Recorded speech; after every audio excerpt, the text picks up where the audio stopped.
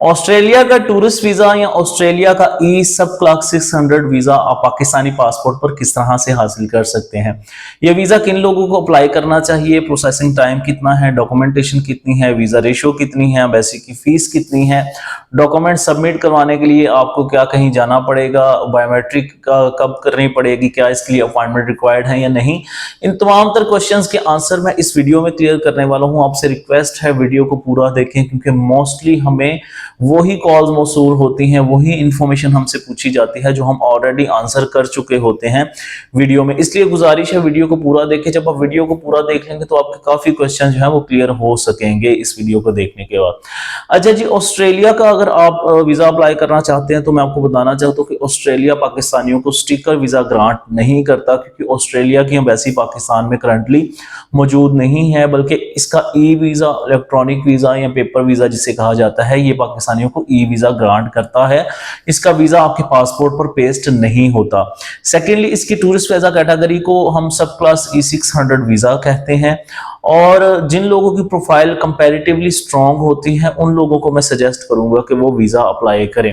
For example, अगर आपकी शादी हुई है, फैमिली टाइज डेफिनेटली स्ट्रांग होंगे। अगर आपके बिजनेस टाइज स्ट्रांग है, एनटीएन आपका 3 या 4 साल से पुराना है, बैंक बैलेंस अच्छा है, 1.5 मिलियन या 2 मिलियन के राउंड अबाउट आपके पास बैलेंस है, और आप पहले भी 2 से 3 कंट्रीज में जा चुके हैं, तो फिर डेफिनेटली आप ऑस्ट्रेलिया का वीजा अप्लाई करें। आपको वीजा लगने के चांसेस काफी ज्यादा होंगे।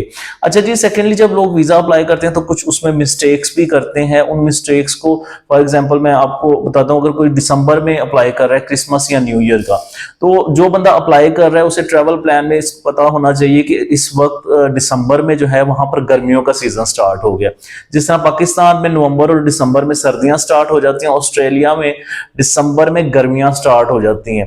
तो बाजू का लोग क्या करते हैं जी, उसमें स्नोफॉल का लिख देते हैं कि मैं स्नोफॉल एंजॉय करूंगा। तो इससे वीजा ऑफिसर को 100% इस बात का पता होता है कि ये बंदा जो है इस ऑस्ट्रेलिया के एटमॉस्फेयर से वाकिफ नहीं है, और इसने कहीं से गूगल से उठाया और इसी तरह इसने वीजा अप्लाई कर दिया है, ये प्रॉपर ट्रैवलर नहीं है। तो ऐसी कुछ मिस्टेक्स होती हैं जिनकी वजह से वीजा जो है रिफ्यूज हो जाता है, आपकी एप्लीकेशन स्ट्रांग होने के बावजूद भी।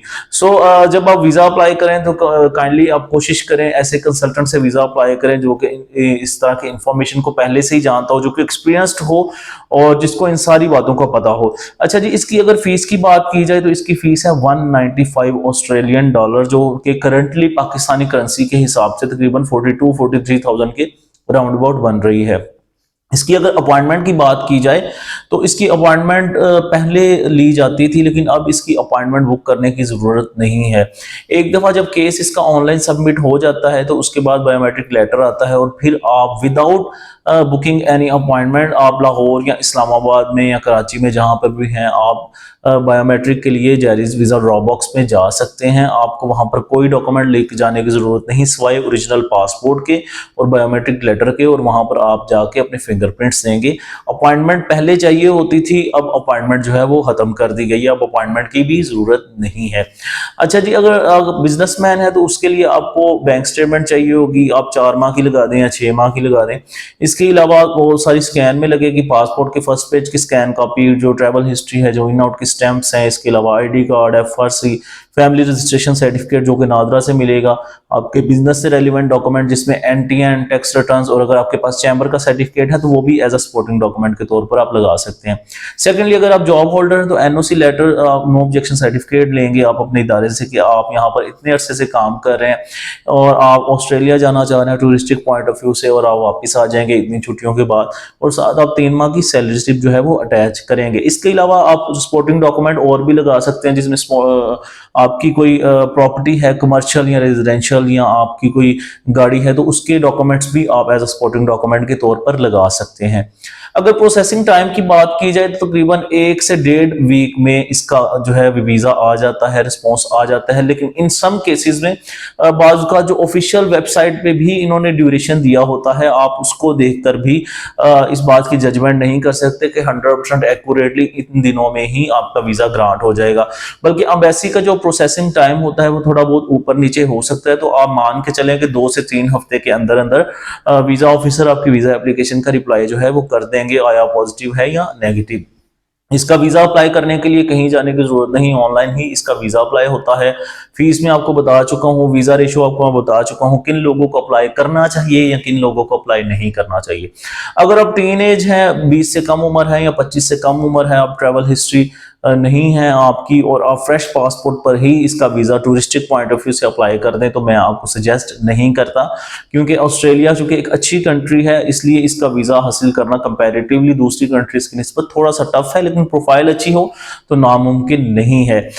सेकेंडली, अब जब आप अपना केस सबमिट करते हैं तो काइंडली कुछ चीज़ों को आपने देखना होता है, जिस तरह अगर कोई फ्रेश पासपोर्ट होल्डर है तो इसका मतलब हरगिज ये नहीं कि ऑस्ट्रेलिया उसे वीज़ा नहीं देगा, बल्कि अगर उसकी वीज़ा कैटेगरी चेंज है, फॉर एग्जांपल वो टूरिस्टिक पॉइंट ऑफ व्यू से जा रहा है, विजिट वीजे पे जा रहा है, उसके कोई फैमिली टाइज वहां पर मौजूद हैं जिसमें उसके माँ बाप हैं और वो 18 साल से कम है, या उसका भाई है, ब्लड रिलेटिव है, वो उसको इन्विटेशन भेज रहा है, तो इन केसेस में आपको फ्रेश पासपोर्ट पर भी ई वीज़ा जो है टूरिस्ट वीज़ा फ्रेश पासपोर्ट पर भी ग्रांट हो जाता है। लेकिन अगर आप प्योरली जस्ट फॉर टूरिज्म जा रहे हैं तो उसमें आप फ्रेश पासपोर्ट पर वीज़ा अप्लाई ना करें, बल्कि ट्रैवल हिस्ट्री पहले बनाएं और उसके बाद आप ऑस्ट्रेलिया का वीज़ा अप्लाई करें। अगर आप ऑस्ट्रेलिया का वीज़ा हमसे प्रोसीड करवाना चाहते हैं, हम आपकी प्रोफाइल को असेस करेंगे, उसके बाद आपको बताएंगे कि आपकी प्रोफाइल पे कितने परसेंट चांसेस हैं आपका वीज़ा ग्रांट होने में। हम डेफिनेटली आपको वीज़ा की गारंटी नहीं देते, लेकिन एक असेसमेंट के तौर पर जब हम कोई फाइल देखते हैं तो हमें काफ़ी आइडिया हो जाता है कि प्रोफाइल में कितने चांसेस हैं इनका वीज़ा लगेगा या नहीं लगेगा। बाकी डेफिनेटली जो हमारी कंसल्टेंसी है उस पर बहुत सारी चीज़ें डिपेंड करती हैं, जिस तरह पहले एक मैंने पॉइंट आपको बताया था कि इस दिसंबर में वहाँ पर गर्मियाँ होती हैं, तो इस सिलसिले में अगर आपको सारी ना हो तो आपका वीज़ा आसानी से ग्रांट हो जाता है। ऑस्ट्रेलिया के सब क्लास ई 600 के वीज़ा के टूरिस्टिक वीज़ा से रेलिवेंट कोई भी इंफॉर्मेशन आपको चाहिए हो, वीज़ा आपने अगर अप्लाई करवाना हो, तो आप हमसे इस दिए गए नंबर पर सुबह 9 से लेकर शाम 5 बजे तक ऑफिस टाइम पे कांटेक्ट कर सकते हैं, और हमेशा की तरह हम आपको वैलिड और प्रॉपर इन्फॉर्मेशन प्रोवाइड करते रहेंगे। आखिर में आपसे रिक्वेस्ट है, हमारी वीडियो को लाइक करें, शेयर करें, चैनल को सब्सक्राइब करें और बेल आइकन दबाना मत भूलें। इससे तमाम तर जो नई आने वाली नोटिफिकेशन है ये टाइमली आपको मिलती रहेंगी। एक नई वीडियो के साथ आपके सामने दोबारा हाजिर होंगे, तब तक के लिए खुदा हाफिज।